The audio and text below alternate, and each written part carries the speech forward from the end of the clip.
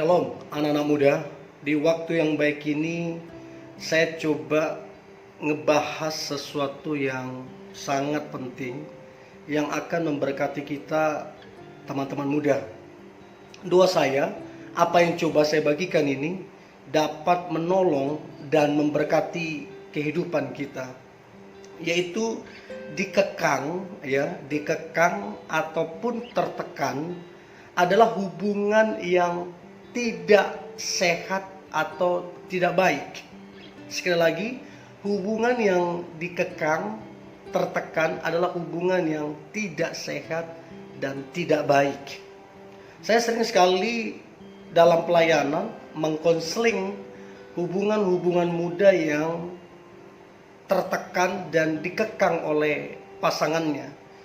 Bahkan yang lebih parahnya adalah sampai si pasangannya sampai merasa ketakutan apabila ingin ketemu karena tingginya tekanan atau kekangan yang dia alami.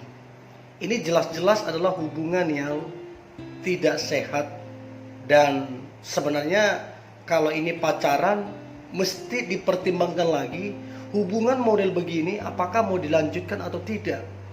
Karena sejatinya hubungan yang sehat adalah hubungan yang mendatangkan damai sejahtera, hubungan yang mendatangkan sukacita, kenyamanan, dan kebahagiaan.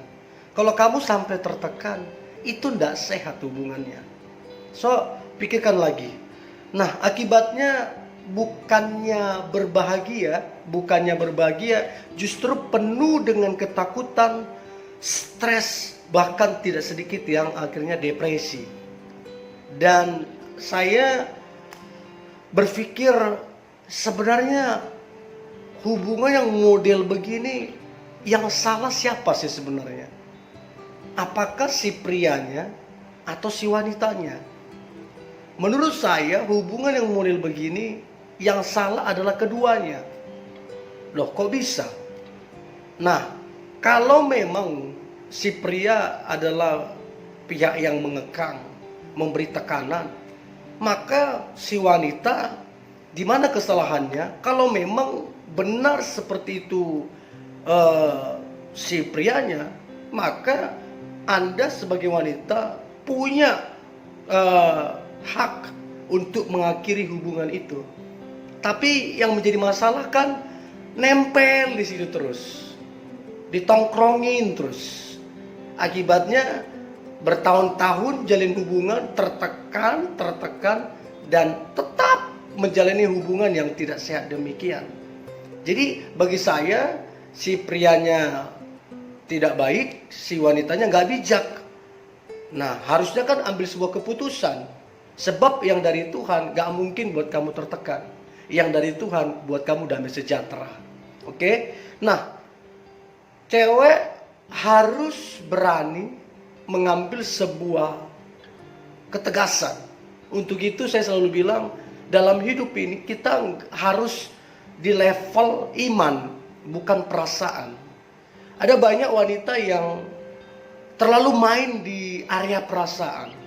Dia bilang, nanti dia berubah lah, pasti berubah lah.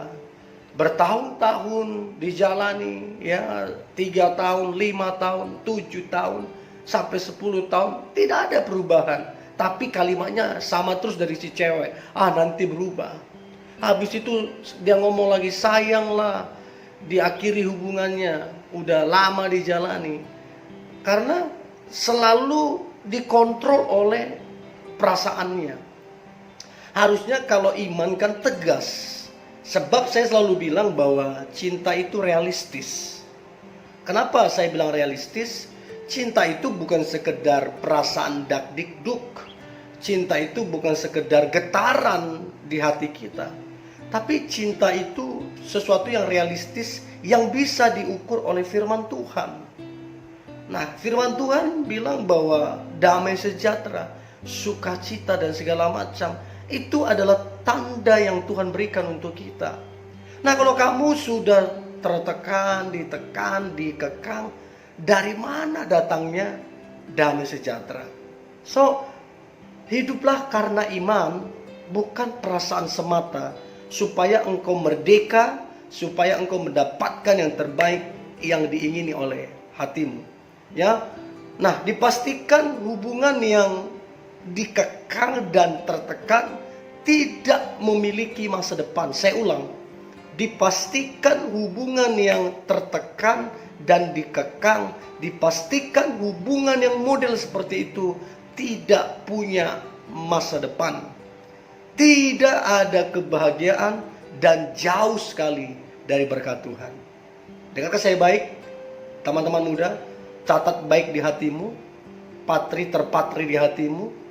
Hubungan yang dikekang, tertekan adalah hubungan yang tidak memiliki masa depan. Tidak ada kebahagiaan di situ, tidak ada sukacita di situ, tidak ada damai sejahtera di situ, dan tidak ada bahkan jauh berkat Tuhan dari situ. Sebab hubungannya tidak sehat. So, tegaslah, tegas. Mengekang itu seperti apa sih? Mungkin teman-teman dengar mengekang. Seperti apa sih gambarannya? Mengekang itu seperti tidak boleh ini, tidak boleh itu. Maunya menurut si dia. Kalau dia nggak suka jangan lakukan. Kalau dia suka baru lakukan. Pokoknya semua ukuran kebenaran ada pada dia. Semua maunya seperti apa yang dia mau. Tidak boleh ini, tidak boleh ini, tidak boleh. Pokoknya kamu diatur, kamu dikekang.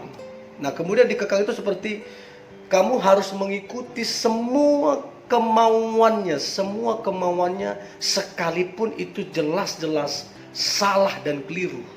Itu yang disebut dengan semacam kekangan. Bahkan yang lebih parah, lebih jauh adalah ada sebuah ancaman. Ketika kamu tidak melakukan ini, tidak melakukan itu, dia semacam mengancam. Dan kurang bijaknya kamunya adalah tidak berani tegas. Akhirnya kamu masuk dalam perangkapnya. Nah, apa yang harus dilakukan? Please anak-anak muda, bukalah hatimu, dengar baik ini. Ini akan sangat menolong engkau dan memberkati kehidupanmu. Apa yang harus dilakukan kalau pacarmu mengekang kamunya? Apa yang harus dilakukan? Yang pertama, catat baik. Suruh atau minta dia berubah atau bertobat. Bicara tegas. Kamu berubah enggak? Bertobat enggak? Saya enggak suka kamu perlakukan begini. Saya enggak suka kamu kekang. Ya. Jadi kalau kamu udah minta dia berubah, udah minta dia bertobat, tapi dia enggak mau, dalam waktu sudah lama bertahun-tahun kamu minta dia bertobat, kamu minta ini, kalau dia nggak mau, maka tegaslah, tegas. Jadilah pribadi yang berani mengambil sebuah keputusan. Jadi yang pertama adalah suruh dia bertobat, suruh dia berubah. Kalau kamu dikekang. Yang kedua, apa yang harus dilakukan kalau pacarmu mengekang kamu? Yang kedua adalah kalau kamu sudah tidak yakin, ya, kalau kamu benar-benar sudah tidak yakin, tidak damai sejahtera, maka akhirilah hubungan itu. Apa yang kamu mau pertahankan, apa yang kamu mau perjuangkan, kalau kamu sudah tidak yakin, kalau kamu sudah tidak damai sejahtera? Bukankah damai sejahtera adalah hal yang terpenting dalam kehidupan ini? Jadi kalau kamu sudah tidak yakin, sudah tidak damai sejahtera, maka akhiri saja hubungan itu.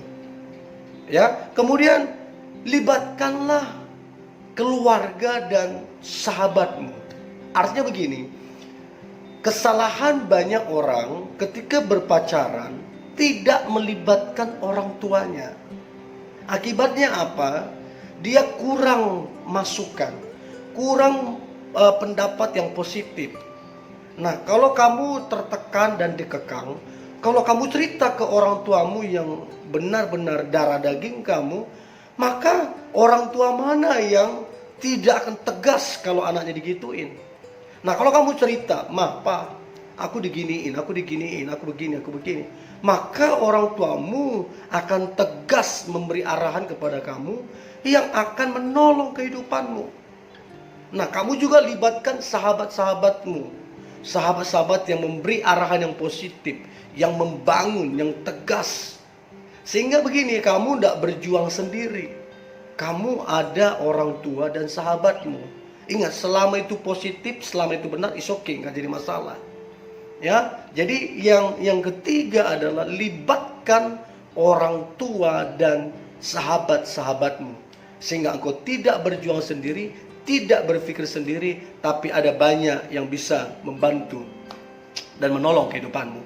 Yang keempat adalah ingatlah, hiduplah dengan iman, bukan perasaan semata.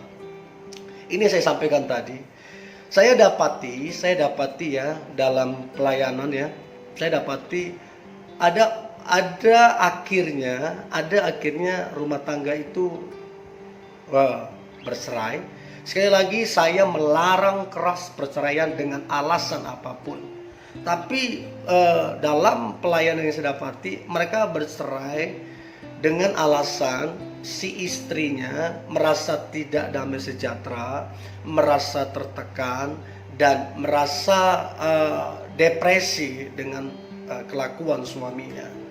Nah, saya tanya dulu, ibu waktu pacaran dengan bapak, gimana dulu karakternya?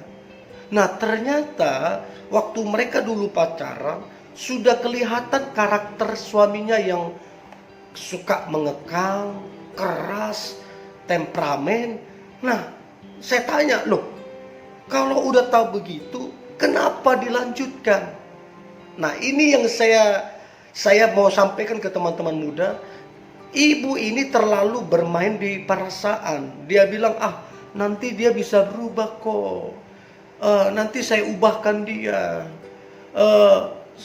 Sayang kalau hubungannya diakhiri sudah dijalani bertahun-tahun.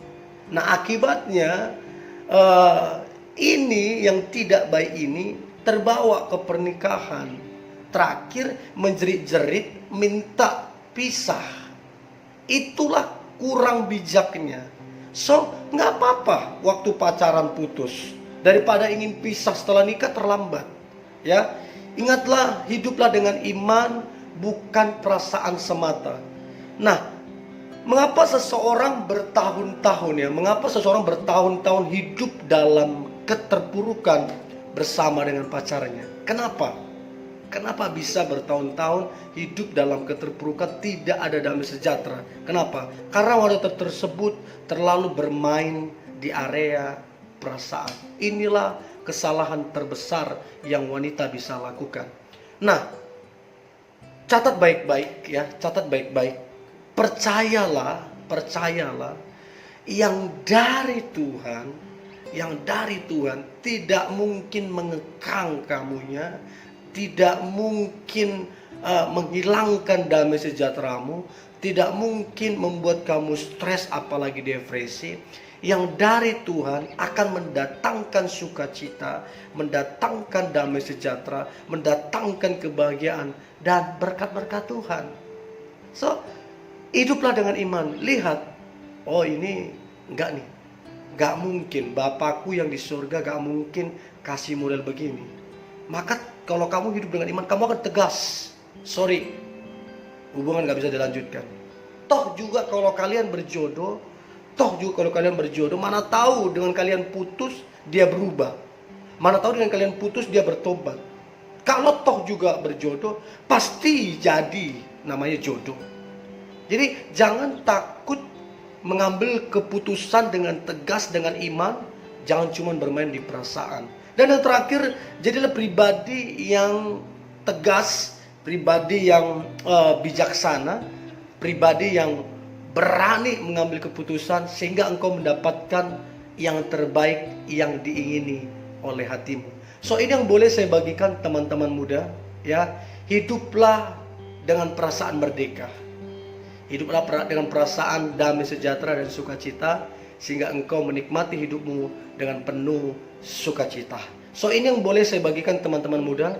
Tetaplah semangat, antusias, dan percayalah hari ini adalah hari yang luar biasa, hari yang diberkati Tuhan, dan hari yang penuh dengan mujizat dan berkat-berkat Tuhan kita.